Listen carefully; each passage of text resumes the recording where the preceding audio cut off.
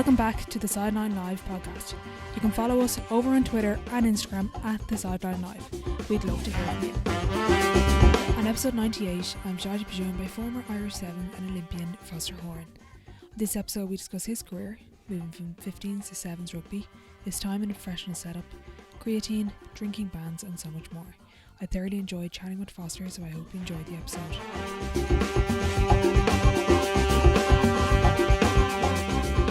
Hi Foster, thanks a million for joining me on the podcast. No, yeah, it's great. It's great to be involved, Orla. Thank you. Thanks for having me. Before we get into everything, I like to give the guests about 30 seconds to a minute just to give the listeners a bit of an intro into who they are. Cool. So my name's Foster Horan. I am a retired Ireland Sevens rugby player. I think that's the first time I've said that sentence, so that's interesting. All right. I suppose I started my rugby would have been in Gorey when I was under eights. Came all the way through the underage system there. Went to school in Kilkenny College. Once finished up in Kilkenny, I would have played a lot of Leinster underage through the sub academy and Irish underage teams. And then I went over to London Irish under a professional contract there, and I played a year with London Irish. And then I returned home to Ireland and I was in the Ireland men's sevens from 2015 all the way through until the recent Tokyo 2020 Olympics. And I finished up after that. For you growing up, at what point and what age were you when you kind of realised, look, I have a bit of talent here, I have a bit of opportunity with development squads, academies, Leinster and Ireland? I suppose I always loved rugby because my older brothers, Ben and Philip, would have sort of introduced it to me. I'd say when I was about 4, or they would have been a bit older than me, but they would have always, I suppose, as you do with your older siblings, you look up to them. So they would have played a lot of rugby, and I suppose they really got me involved first off. And they always would have encouraged me, and they always said, "Oh, look, you're really talented and you're great." So like that really instilled, I suppose, a lot of confidence into me myself when I was a young guy. But then when I got into Kilkenny College, I suppose it got a little bit more serious, and you would have had the likes of your junior cups and your senior cups. And I remember there was player played with Peter Lydon in Kilkenny, and I remember asking him, as you would, I was like, "Oh, what are you thinking of doing?" or whatever, and he was like, "Oh, I want to be a professional rugby player." Like, there was no such thing as like, I want to, I want to be a physio, or I want to be, taxi driver, whatever. He was like, I want to be a professional rugby player, and I was like, geez, yeah, like I wouldn't mind doing that as well. So look, Peter's over playing in France now, so like he's pretty much played professional rugby all the way along. So I remember that was a sort of a big, I suppose, a realization that, look, you can go and be a professional in a rugby team, Okay, yeah, it's interesting talking to guests on the podcast. There's always, not a realization, but there's somebody that plays a part in their story, whether it's a personal connection where they might not know the person, they just look up to another athlete, where they kind of realize, I actually might have an opportunity to do what they're doing, or are inspired by what they've said or what they've set out to do. Yeah, no, fair. And I suppose, I don't know where Peter got it, but he would have always trained really hard, and two of us would have sort of played a lot together, obviously growing up all the way through school, and we would have came through a lot of the likes of the Leinster age grades and Irish underage teams and stuff. So it was, I suppose it was great being pushed along with the likes of him. Mm-hmm. Can you describe what it's like going into a high performance setup for the first time, maybe as a teenager? How do you navigate coming together? Maybe, you're used to being, probably the best player in your school, in your area, to coming into an academy, and you've got all of this talent here together, and just is there a bit of a buzz and a bit of excitement that this is the best of the best, learning, here to learn and here to improve? I know, definitely. I have a funny story that really shows how innocent I was when I went over to London anyway. But yeah, going into the likes of London or into Leinster, obviously they, at the time when I was in there, they were starting to break into winning Heineken Cups. So like they had like a serious team there, and like you could really see Joe Schmidt was in there at the time, and you could see that like it was a serious setup, and like it was seriously professional. Like even then through the lower age grade teams, and like what was expected of you was like you're expected to be at like the highest standard. But coming back to that funny story about how innocent I was when I went in, I remember I went over to London Irish, and I was in there for the first week, and there was a huge emphasis in the gym over in England, a lot more I felt than there was, say, in Leinster. Like there was like it was all about being big, like as in really big heavy guys, and they're just trying to flog the weight onto you. And like I personally am like I'm quite small, like compared to a lot of the other guys who are playing 15s. But I remember I went in, I was doing a gym session, and after my gym session, the SC was like to me, it's like, go over there and get a scoop of protein, scoop of creatine, and a scoop of BCAAs. And I was like, okay. So me being little ginger, walk over with my shaker, and I pick up. Do you ever see like a loading shovel for serious mass? Like they're massive, like they're absolutely huge. I picked this up, and it's like one of these, and he was like with someone else. He's like, yeah, like like didn't even look like. He's like, yeah. So like I take out this big scoop of protein, bang, like barely, like nearly filled it up all the way. Big group of creatine, bang, big scoop of, like my shaker was full to the top with powder, right? And I was like, surely not. Like screwed this on, filled it up with water, and it was like super stew. It was so thick, like so grainy. And I was drinking this for like, I was doing this for a week. Like, I was nearly getting sick because I used to do it and start walking home. Like I'd walk back because I didn't have my car over there. I Yeah. was literally doing this for a week, like, and I was like nearly puking on the way home, like, and I was like, oh my God, like, how are lads doing this? And, like, these lads are animals. Anyway, I'm in the gym one day, and I'm about to leave, and I'm filling up my shaker. One of the lads walks by and goes, what the hell are you doing, mate? I was like, what are you at? I was like, oh, it's a one scoop of protein and one scoop of creatine, one scoop of BCAAs. And it picks up like a little tiny thing. It's like, yeah, one of these, you mad scum. Like, couldn't believe it, like, could not believe it. That is brilliant. And Oh, I love the fact it took you a week as well to realise for someone to say it.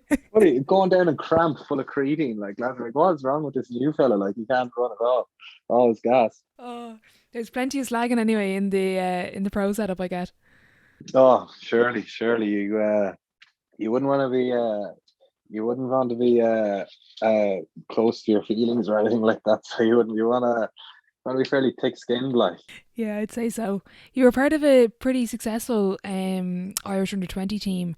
You had a very significant run in the World Cup, but you missed out. Kind of on it was a three-way tie in the end. So, but talk us through that team and that World Cup campaign. It was a serious team and some serious wins. Yeah, look, there's some serious players come out of that team. To be fair, like you've got the likes of Tyg Furlong and Jack Cohn and Ian Henderson, like the serious operators there, like Luke McGrath, Kieran, like I could name off Tyg Byrne. Like there's so many like serious guys who've pushed on to huge roles, like within Ireland and even with the Lions. So look, it was great playing with those guys, and like I suppose growing up along with them through my career. Um, and look, we had a great team there. Like Mike Ruddock coaches, he would have been my Lansdowne coach as well at the time. So um, we were over in South Africa. And I remember we played the first game against South Africa in South Africa, and they were heavily tipped. Well, they actually went on and won it, but they were so, South Africans can be confident, but these were overconfident. Like they were very cocky, and we really targeted that game because we were like, we need to really show up here. Like it's a huge game. And the previous year, I think that South African team in the 20s had put like 40 points on the Irish team. They'd played the previous World Cup. So I remember we'd really set our sights on that game, and we went out and we won. It was huge. Like JJ Hanrahan was unbelievable that night. Kicked Everton. I think he hit a drop goal. I'm not sure if he scored a try, but he nailed it that night. And we bet him. And we had a 3-day turnaround to play England. So you're after playing South Africa, who are absolutely physical beasts, and to turn around 3 days later to play an English team who had like Divina Polos, Luke Coundickey, like Anthony Watson, Marlon Yard, like all these guys who are absolute beasts as well, to turn around and play them 3 days later. And unfortunately, we just missed out. We missed out on that game. We lost that game, but then it came down to we played Italy, gave them a good beating, but then it was England and South Africa, and South Africa went out and bet England by a bonus point to put them through to the semi final. So it was only one team went through, and South Africa ended up going through. So it was a bit of a bummer, to be honest. We ended up playing England in like the fifth place playoff and ended up beating them. So we got our revenge, but still we could have easily been in a World Cup semi final, but we missed out. But yeah, it was an unbelievable time. Just very unfortunate. Like yeah.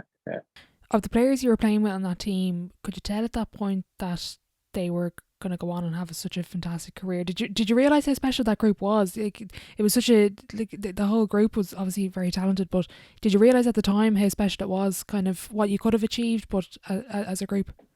Yeah, no, definitely. There's some quality players in that. Like I remember playing against Tyke Furlong when I was younger, and I remember always thinking, geez, he was a serious talent, like, coming along. And then he was. I remember in South Africa, he was. It's actually can't remember his name now, but he's the prop for South Africa at the moment as well. I think it's Kitchener or one of those anyway. He was actually propping for South Africa at the time, and he was playing Super Rugby at the time. And I mean, Tig absolutely killed him. And I remember, like, a lot of people are saying, like, it was unbelievable how good he was, and like that was just a glimpse of what obviously has come for him now down the line. And then I would have been very close with Jack Conan and Tig Byrne at the time. Like I said, I would have done a lot of training with them, and like Tig was in Lansdowne, and then Jack Conan would have been in Jards, and I went to Kilkenny and Jards, and played a lot. So, like, I knew they were extremely talented. So it was great to see them push on and go to the places they've gone as well. Mm-hmm.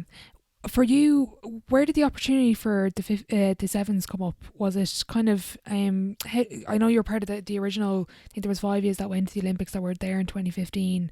Yeah. Where did the opportunity come up, and how did they pitch that to you as the program? Because I guess they had to kind of not sell it, but it was, it hadn't been done before. It was new.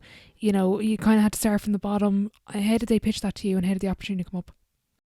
Yeah, so for me, I was over in London Irish at the time, and I I was due to be kept on, but a big part of it for me at the time was I hadn't a college degree done at that stage. And I think it was 2 or 3 years out of college, and I really wanted to go back to college. And my parents were like very much so like, you need to get a degree.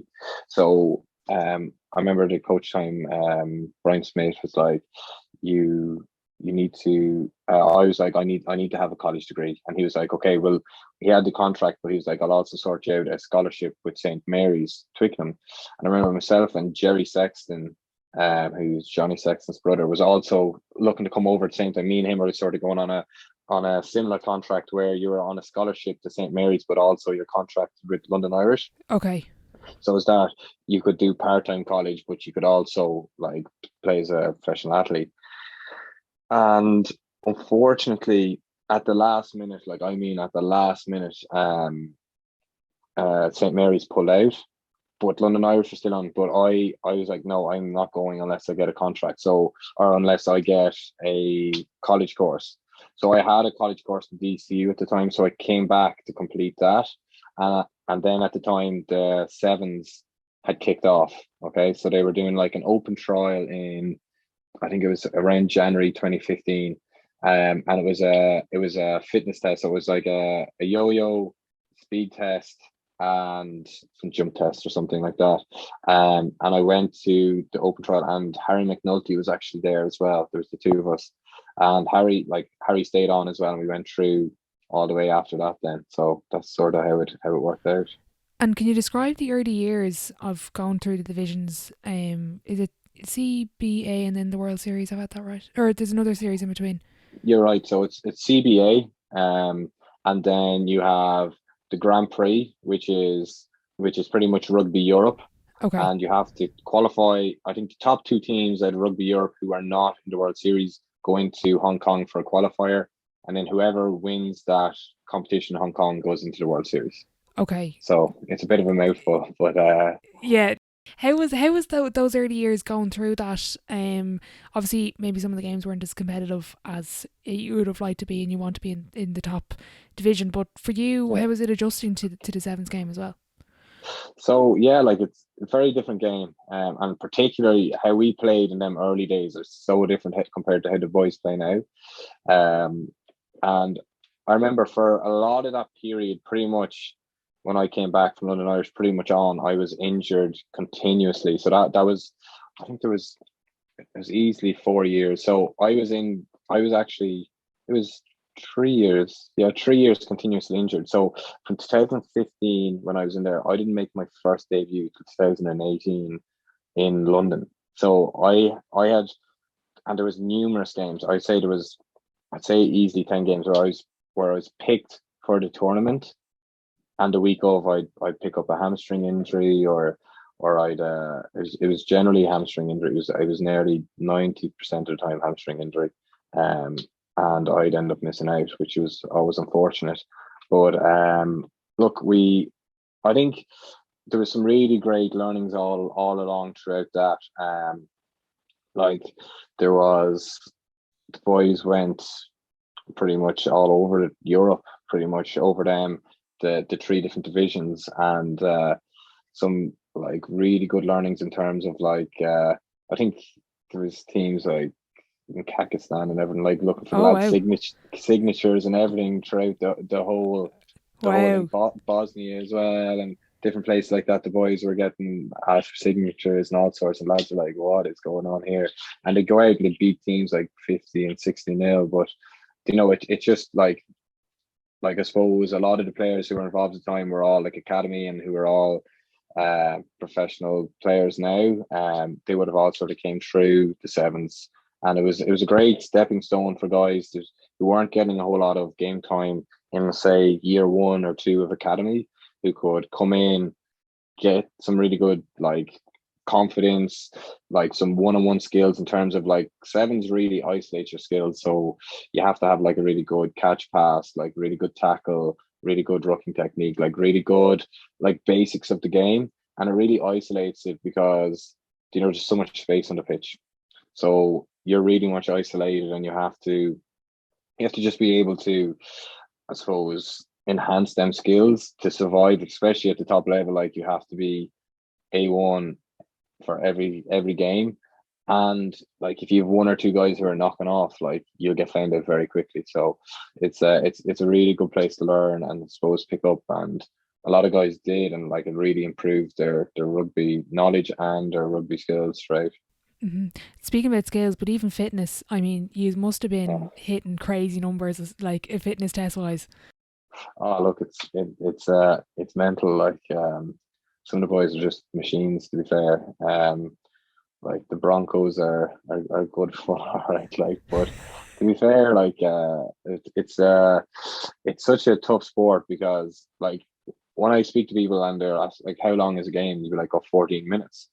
And they're like, oh, that's not too bad. But like it is honestly the worst 14 minutes of your life. Like you're in hell for 14 minutes. Like so I don't think people realize how tough it actually is. Like Yeah, no, I don't, and I even watching it, I'm like, I'd say that's 100 times worse. I'm just not playing it, mm, like obviously or whatever. mm, For you personally, then going through those injuries, we spoke a lot before we hit record, but mm. what kept you involved in the team? Why didn't you kind of maybe pack it in where a lot of people would have, maybe given up on pursuing, professional level sport through so many injuries, through so many setbacks. I mean, being picked for a team and finding out, being injured the week of the tournament is heartbreaking once, multiple times is must be devastating. What kept you motivated and what kept you involved in pursuing that dream?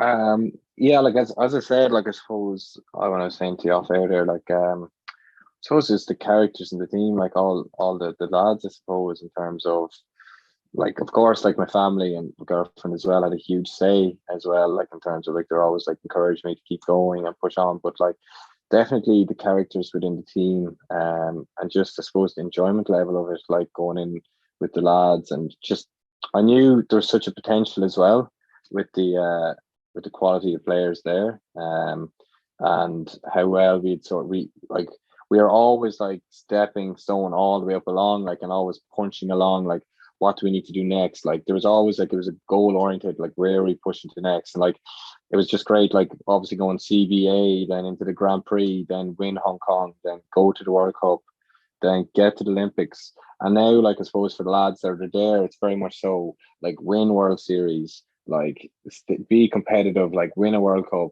like, and like just keep pushing it, like get on a podium in the Olympics, like, you know, like, and it just keeps driving that. So like I suppose that is really what like sort of I suppose drove me in terms of around when I picked up those injuries, and like I just knew I had a lot more to give to the game as well, personally, and I think that's where a lot of my family and like my girlfriend Laura would have definitely like told me to keep at it, and like to like keep pushing for what you want, like, you know. How much, when you get to the elite level, how important is self awareness as an athlete to kind of recognise, even you recognising that you had more to give to rugby, or even just looking at kind of, I call it your skills toolbox, you know, your strengths and your weaknesses. How important is self awareness as a elite athlete? Oh, sure, it's huge, like in terms of I suppose even like when you're looking back to your own performance and like knowing where you need to either be better or where you need to give back to the team a bit more. And it's just being able to understand that. I suppose you just need to be aware of your surroundings, and I suppose the lads are very good at that as well. They let you know very quickly where you either A need to improve, or B, you know, where you need to be at. And I suppose we really drove that as a team, and I suppose it makes it, when you're in a team environment, it makes that a lot easier, um, because you've got guys pushing you, and asking you questions about where you're at and what you need to improve on, and where you need to I suppose do your role within that team to make sure that we're getting them results and pushing the team in the better place. Um, so, and then obviously you have your own goals yourself then as well, around what you want to achieve, and what you need to do. Hmm. Are you more motivated by success or failure? And I don't mean exact failure, maybe a setback, maybe an injury, or is it Mm. the win or the big performance you get? What do you find for you? That's actually, I think I take a mix of both. Um, Definitely, like you want to push for success, okay, but you also need to look at your processes as well, like as in like I suppose like going into a tournament will always be like, oh, I want to win this, or like I really need to win this. But then when you're in it and you're doing it, you're very much thinking about breaking down the process and what you're doing when you're in it. um and I remember I was like, when I was younger, like I was a very big critic, like I'd make a mistake and I'd live on that, like I'd always be like I'd always be thinking about the one mistake I made in the game rather than the 10 good things you done.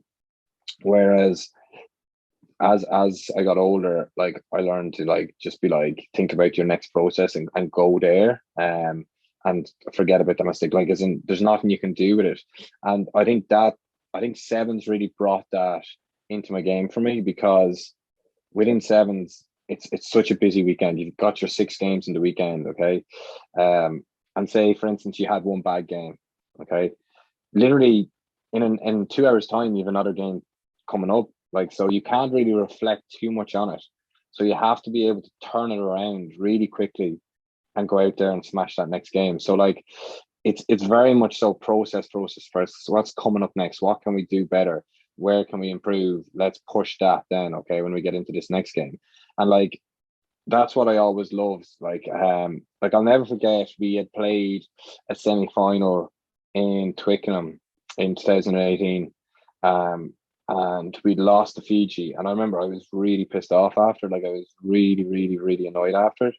And Harry McNulty, who I'd mentioned, he said to me at the time, like he had played a lot of sevens. It was sort of new to me. He'd even played it before the Irish sort of team was set up, and he was like, the best thing about sevens is there's always another game.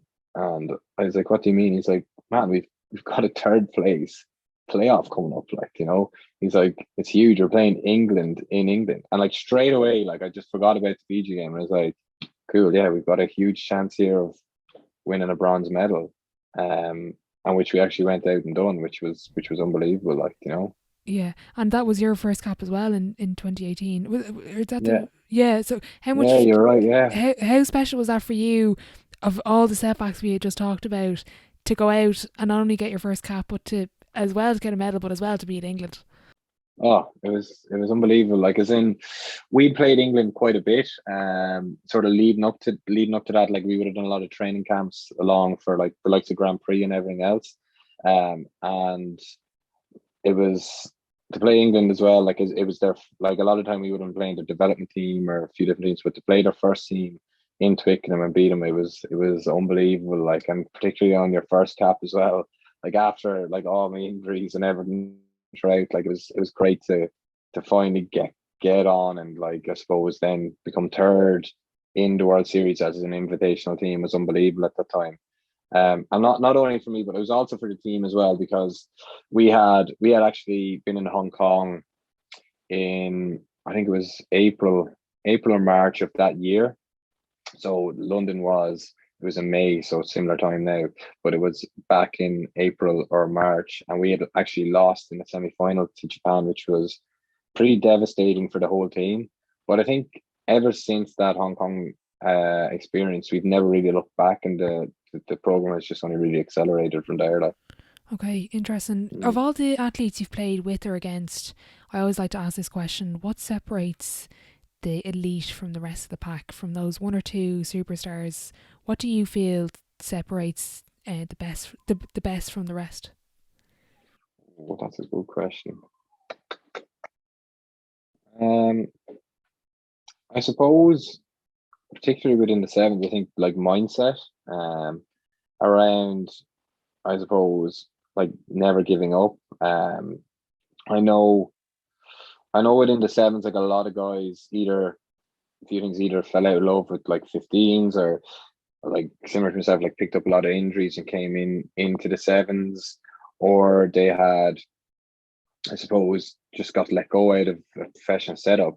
So like for a lot of them guys, they still, even though they sort of had that moment where they were let down, or their body broke down, or there was, I suppose, a setback, they had that resilience and that sort of mental toughness to come back and, like, I suppose, fight back again, and to put their energy into the sevens, which pretty much really drove that program on. And like, I think that just goes to show the mental toughness within that group. So definitely within that group, I'd say the mental toughness.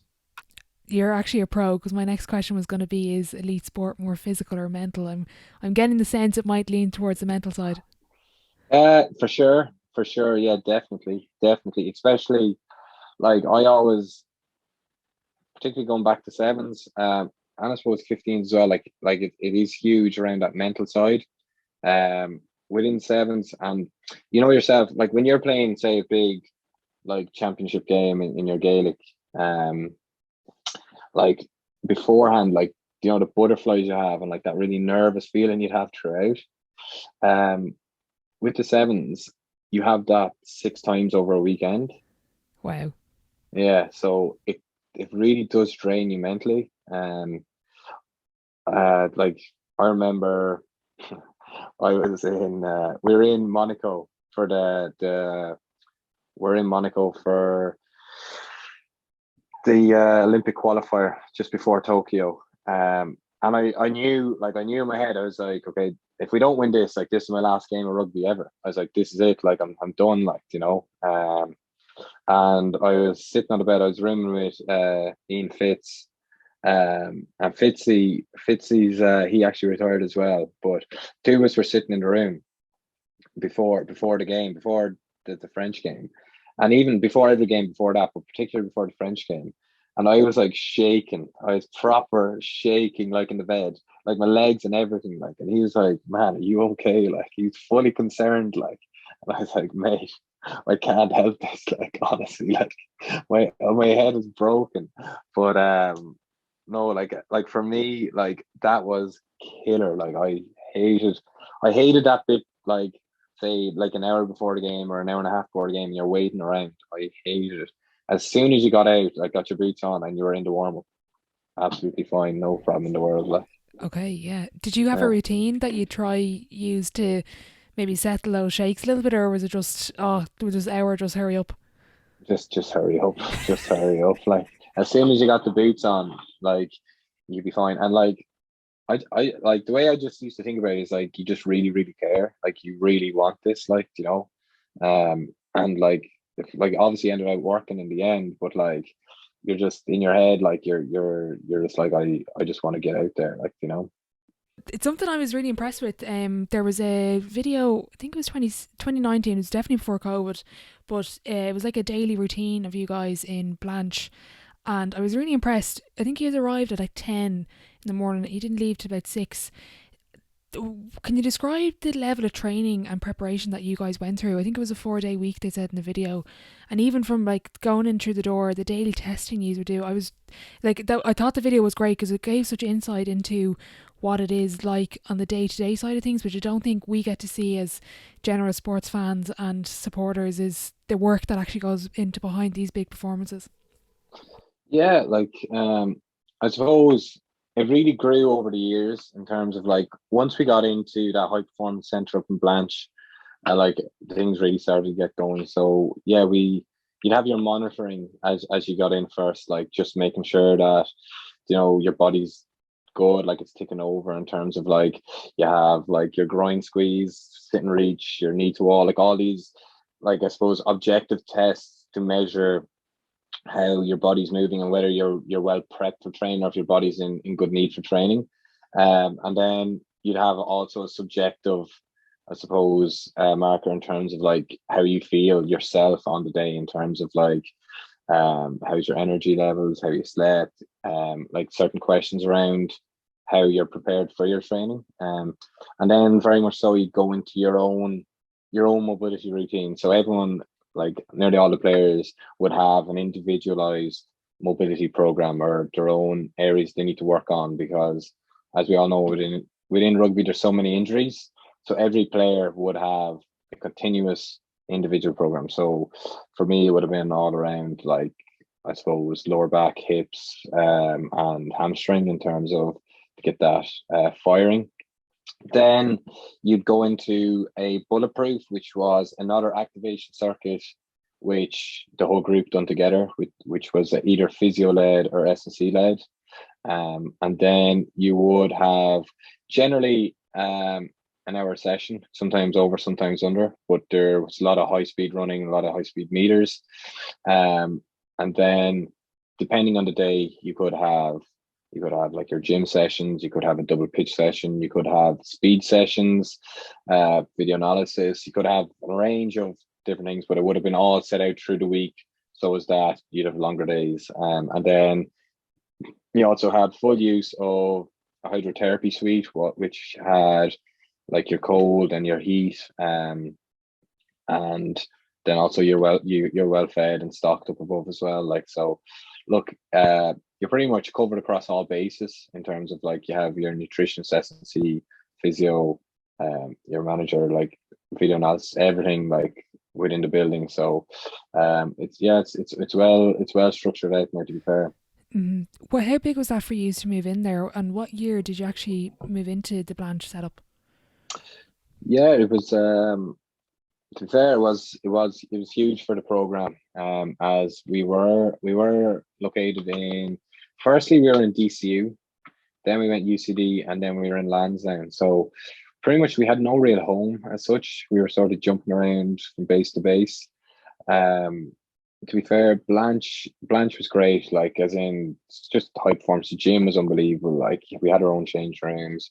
Like it was just so much more snug. Like which made a huge difference. Like just even for everyone, like physically and mentally, like throughout the whole process. And when did we move in? Ooh, I think it was 2019. I'm gonna say 2019. It could have been 2018. I think it was 2019 we moved in. Yeah. Something I was really impressed with the video, that this, like, how big is that for you guys that were there from the start, to see the support for the program grow and to see the investment, and to kind of, I like, even you spoke about this, you kind of mentioned it, you haven't directly said it, but I think you've always thought that the program was bigger than the us being there, was bigger than, you know, the Tokyo Olympics. It's now the next generation of players. Yeah, like it's a lot of it, the lads coming through, and even to be fair, there's a good contingent of guys who went to the Olympics are still involved, like all like best mates, like, you know, they're still firing away. Like it is class, like, you know, the whole setup. The biggest thing is like, I suppose it's a big commitment in terms of being with the sevens as well, because it's at least minimum four days a week, and then you're also traveling for 2 weeks at a time, and you're traveling around the world. So it's very hard in terms of financially, like, as in to keep involved, because they necessarily wouldn't be paid. It'll be, I suppose, around minimum wage and below. So it's not necessarily the most lucrative sort of area. Like I had to work. I actually had to work alongside when I was playing as well, which is another challenge in itself. Particularly when you're going through that load. But to see it come from where it has in terms of rented facilities, like it's been unbelievable. I just hope it keeps pushing where they can invest more money for the players. Because particularly I know a lot of lads who did finish up after Olympics, like, they would have easily been able to do another cycle. Which is also a pity, but look, financially it didn't make sense for them either. So, you know, so like that's why I love seeing the young lads coming in and pushing and enjoying that, because it is very much a development process. Mm-hmm. Okay, interesting. I was told to ask about kind of Greg and Love Island, but did you notice much of an increase in interest in the Sevens program after he was on TV? I think there's more of an interest in Greg, all right. I know it was class having Greg on board. To be fair, he's a good character. He, like, really big personality in the team, so he was. And to be fair to Greg, he was, like I always say to him, like, he's such a man for the occasion, like for the big occasion. He always stepped up, like it was unbelievable. Like, so obviously he smashed Love Island. Couldn't have done it any better if anybody tried. Like, absolutely. I don't know, was he in there for 13 days, 12 days? Yeah, mad. Could have walked out with 50 grand, walked out with 25 grand. So he was laughing. But even for us, like, as in, I remember Hong Kong in 2019 when we won. Hugo Keenan went down injured. And Greg stepped up for quarter-final, semi-final, final, and smashed it out of the park. Scored a try in the final. And then he stepped up again in the Olympic qualifier over in France. The weekend he went out to Love Island and played unbelievable, like missed out to France by a whisker. And then he stepped up again in Monaco when we qualified for the Olympics, and he was actually he had been dropped from the team altogether just before that, and he stepped in and done like obviously won Monaco and then smashed it out in the Olympics as well. Like, so it's unbelievable, like, you know. Yeah, I think people don't realise, actually, like, even when you mentioned there the mental turmoil of not being involved and then getting the call in and then, like, performing is huge. I don't think people realise. People just say, oh yeah, he's a rugby player, but like he's delivered, as you say, in the big days. Is it true that you didn't know he was going out to Love Island? Did you not know? I didn't have a clue. There was, because he couldn't tell anybody in case it got out. But like I was watching Love Island the night before with him, and like he was asking me all these questions, and I had questions about it, and I was like, what is he on about? And the next day, isn't he flicking on the TV? Like, I was like, you're joking me. Unbelievable. Gas, yeah. Yeah, For yeah, you, yeah, for the Monaco qualifier, you even said you knew it was going to be your last game.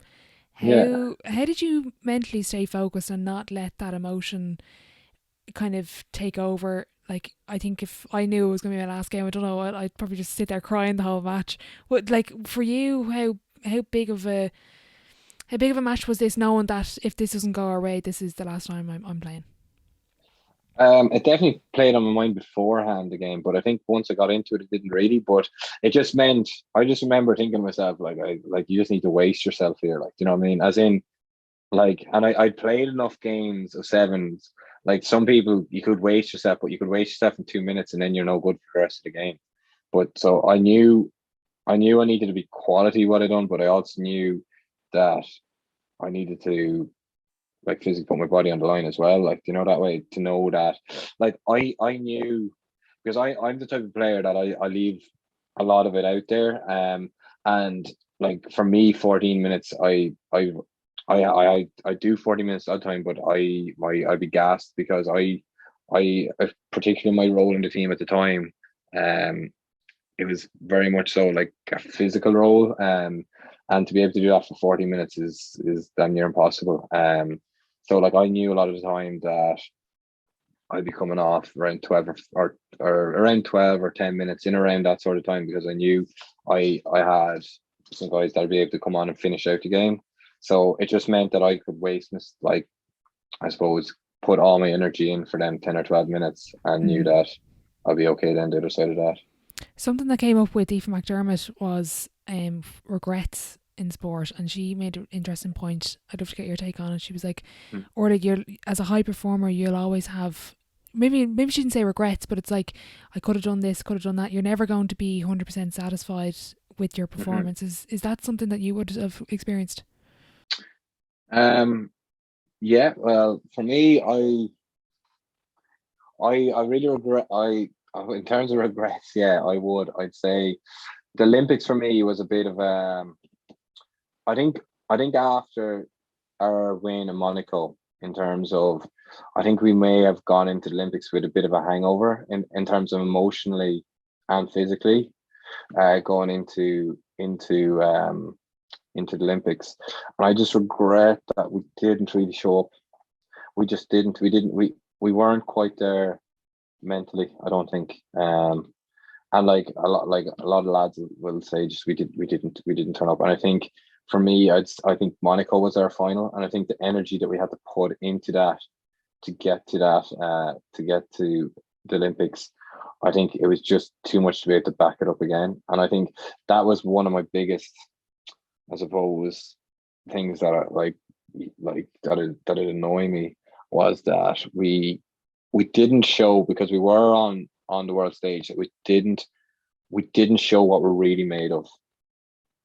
Um, and I think if we had another little bit more time, you know, post that Monaco, I think we would have showed up. Okay. Okay, Yeah. interesting. Yeah. How did you find the whole Olympic experience? I know obviously with COVID, it was obviously not the same as maybe, would have been before, and hopefully Paris, we won't have COVID anymore. But Yeah. what was it like for you? How did you find the whole experience of becoming an Olympian? Um, Look, it was great. Like I think it's a pity that family couldn't be there and that we couldn't have I suppose crowds in the stadiums. But like obviously it was great that the Olympics went ahead, and it was like the Japanese people done an unbelievable job getting that to go ahead, considering where we were in terms around COVID. And look, it's an unbelievable city in terms of like how nice the people are. Like so helpful, so kind, so nice. And even the Olympics itself was a great experience. Like as in walking around the food hall, seeing the village, all the different athletes. Even though for me, it felt fairly intimidating in terms of like I was looking up nearly the whole time because I was so short. um, it's gas like the when you're walking around, you're one of the shortest lads there. Like all the boys were like, "Oh Jesus!" Like because we wouldn't be the tallest team. We're a small like team, like so it's gas like. But no, the whole thing was it was a great experience like, and we really enjoyed it as a group. Uh, And just as I said, like it's just a little bit annoying that we didn't really get the performance we wanted. But look, it was unbelievable to get there. And like I think for a team that only really started in 2015 to get to the Olympic Games in 2020 is a fair achievement. Like, so I think we have to be happy with that. Like, you know. Mm-hmm. Did you get to go to any events, or did you get to meet anyone in the village? Obviously, COVID would have been a factor there, but have you any good stories in the village? We met Shane Lowry. Shane Lowry's actually such a boss, to be fair to him. So he is. He came in to say hello to all the athletes. You know, he was staying outside the village, but it was great for him to come in. I think it was great for him to come in because he's such a sort of high profile. And it was great to see him. And then I suppose you see all the heads knocking around like Djokovic and a few of those, like, so, which is pretty cool. And I think Simone Biles was knocking around as well, like, so yeah. And then obviously it was great to see the other Irish athletes do so well, like, you know, the rowers and obviously Kelly Harrington there. It was unbelievable, like, you know. Mm-hmm. I love seeing all the videos in the village of the you kind of greeted them as they came back to the apartment block, and it was so nice to see everyone kind of was there a real team atmosphere when you were in the village together? There was, yeah, no, there definitely was between the Irish athletes. It was actually great for even post, because it was hard during COVID because a lot of people I found, which was totally understandable, and like I was very same, like I was the exact same, like there's such a fear around getting COVID that you miss out on competing. So like definitely between other countries, it was like there was it wasn't that it was standoffish, but it was, you weren't exactly interacting a lot, okay. But with the Irish athletes, there was such a good buzz in terms of like you'd meet everyone around the apartment block, and like it was good crack, like, you know, there was good crack between the athletes and all, like, to be fair. But we really had good fun then at the night of the ball, the Olympic ball post. So that was great, like to have a few beers with everyone, and you know, you'd be like, oh, like, you know, you'd be running into people, be like, oh, like I didn't get to catch you at the games because of X, Y, and Z, but it was good to it was like, you know, you'd be talking about such and such, like, so it was good laugh, like. Yeah, the pictures and stuff, and I think there were a couple of people I follow where videos up and looked actually really entertaining. It's nothing like, I think when you bring elite athletes together on a night out, it's probably one of the wildest night outs you'd ever be on. Mad, all right, to be honest with you. I'd be quite enough though. I wouldn't have too many drinks, like. For anyone listening in the general sports community, what kind of misconception would you like to break for us, or what is one thing you'd like us to know from your experience, from your career, about professional and elite sport? That's a good question. So phrase that again for me there. So kind of, if you could break any sort of misconception about elite sports people or elite sport, or kind of give us, you know, kind of break a misconception that's kind of maybe out there about elite sports people, or what it takes to be an elite athlete. Okay. Let me see. It's a good question. That's a tough one.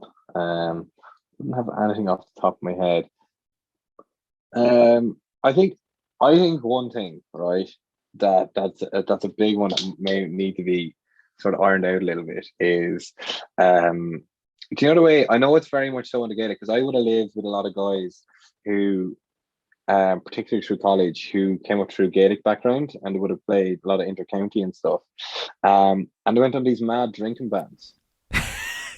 Right, and I never gathered it, like I never got it. And I remember some coaches said to me, like, they were like, particularly in rugby, they're like I don't care, like, if he shows up drunk, but if he's able to do his job, I don't mind, you know. So like for me, like, obviously you're not going to show up drunk to train or anything, but like, in terms of like, I think having a few beers isn't going to rock the boat, like, you know, in terms of around your performance. I think it's a bit overlooked in terms of like, I like, as I just know from experience, like, as in, and from being with a lot of lads, particularly on seven stuff, like, I think having a couple of beers not like, I'm not saying like the night before a game or anything, but I'm saying in terms of like a week before or something isn't going to kill your performance. And if you're having it with a couple of mates, like it's nice to even like it's even better connections through there. Like that's probably one thing like I'd say around drinking bans. Like as in I feel like I just know like from lads like they go on these drinking bans. But I think it even entices them to drink more. Yeah. Do you know, like if nothing is said about it, and if someone, fair enough, if someone shows up and they're not doing their job, you're like, well, just drop them, like, and then, like if they're out in the beer, it's their own fault, like. Yeah, that's. I'm actually really glad you brought that up because it's kind of mad. Like whoever brought it in originally, I don't know. Yeah, Like maybe it's like, oh, it's the mental commitment to the team, but a yeah, good few GA players have kind of come out and said that they're like, well, some of the best teams don't have a drinking ban first of all, yeah. and some of the other lads are like, this is ridiculous because they'll either know or they'll see the likes of yourselves in rugby setups having a beer at the end, like and having the crack with each other and being like, we can't do Like this. the players are smart enough at this stage, particularly in professional game. They know what's too much and what's not. Like and I think when you're away or when you're in certain circumstances, it's nice to have a beer and just chill out, and it's good mentally. Like, do you know what I mean? Like, as in, it's not like you're gonna drink like 12 or 14 beers. I think absolutely pissed and like do mad stuff. Like a couple of beers, chilling out with the lads, it says a lot. Like, and it's not going to be detrimental to your training, whether it's like in 2 days' time or the next day. Like, and like I know, like playing with a lot of my mates, like they'd say that they'd be the exact same. Like I'd love to just have a beer or two. Like they're not going to go out and get carried away. Like. Yeah, yeah, exactly. I want to ask you, what's been the biggest lesson you've learned from sport overall during your career? Was there anything that kind of stood out to you? Hmm, that stood out to me. Probably two things, I suppose. Resilience is definitely one, in terms of like even when things aren't going your way, to just persevere and keep going, and you will come out the other side. Particularly if you're determined, you will come out the other side and the right side of it. And then I suppose being conscious of others as well, in terms of around being a team player, in terms of looking after, I suppose, looking after your mate, like, in terms of not being selfish and looking out for yourself, you have to look out for other people as well. I suppose they're two sort of key takings you take from sport, really. Okay, you that team environment, kind of looking out for one another, having each other's backs.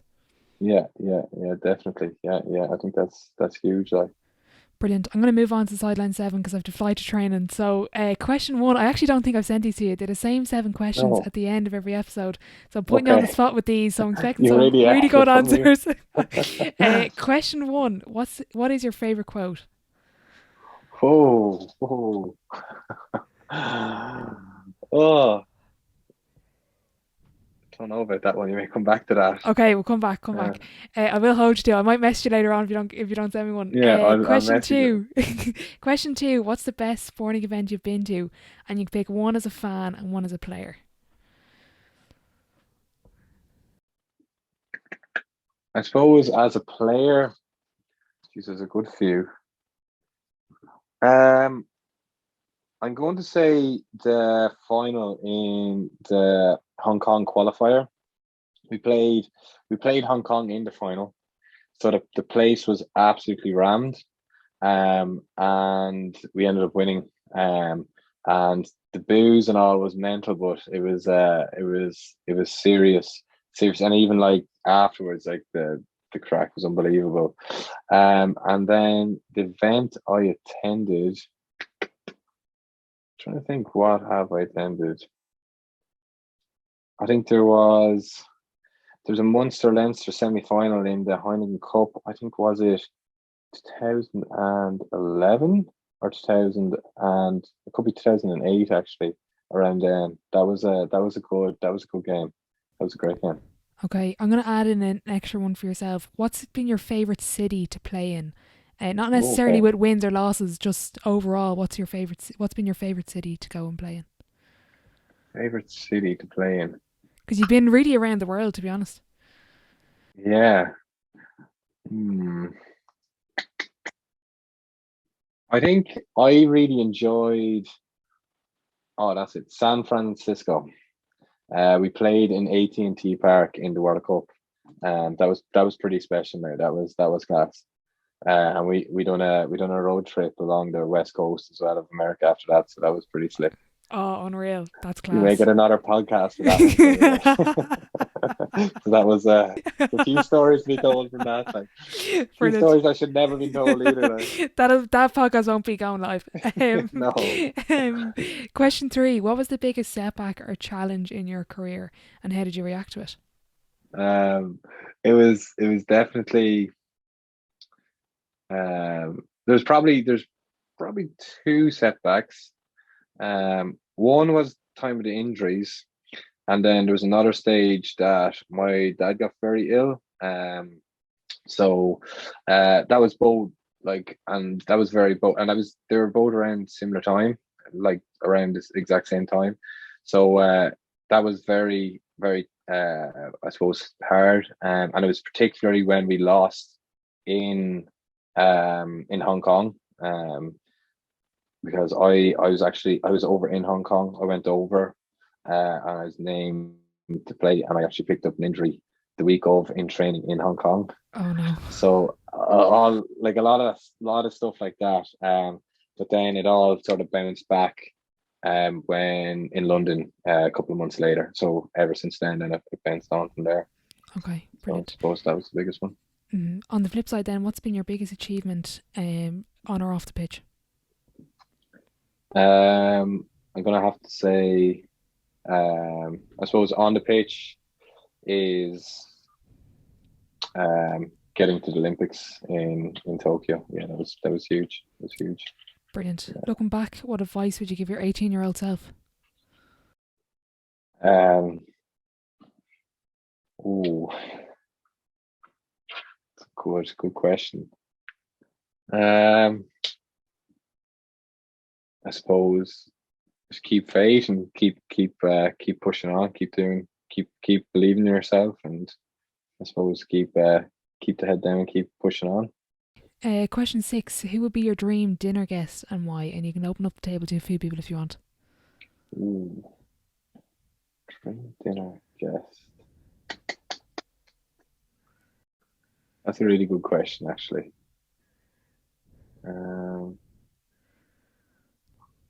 Definitely should have sent these through to me.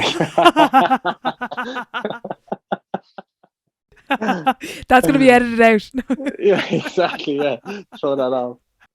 Let me see. That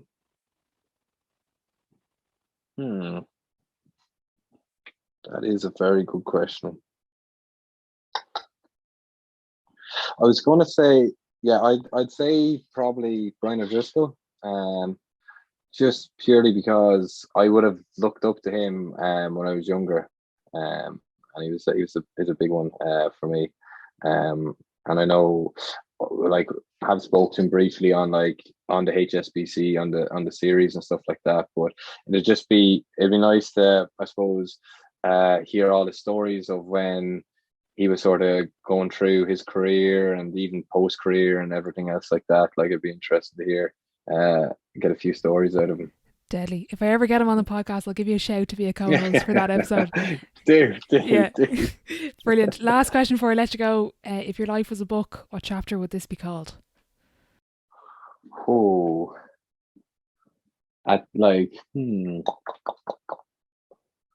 what chapter would this be called? I suppose New Beginnings. New Beginnings. Yeah, because it's I suppose it's all starting again with new career and everything starting off again. So it's interesting to see what holds, what comes in the future. Brilliant. I just want to wish you the best of luck with that, and I hope you enjoyed this weekend. And thanks a million for coming on the podcast. Yeah, no, lovely. Cheers, Orla. Appreciate that, mate.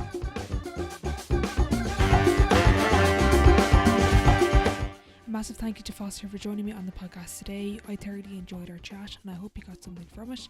I'll be sure to leave all of his social media links in the description box below, and I just want to wish him the very best of luck with the next chapter. If you are enjoying the podcast, I'd really appreciate if you leave a rating and a review over on Apple Podcasts and Spotify, as it does help the show grow. As always, thank you for listening, and I'll catch you in the next one.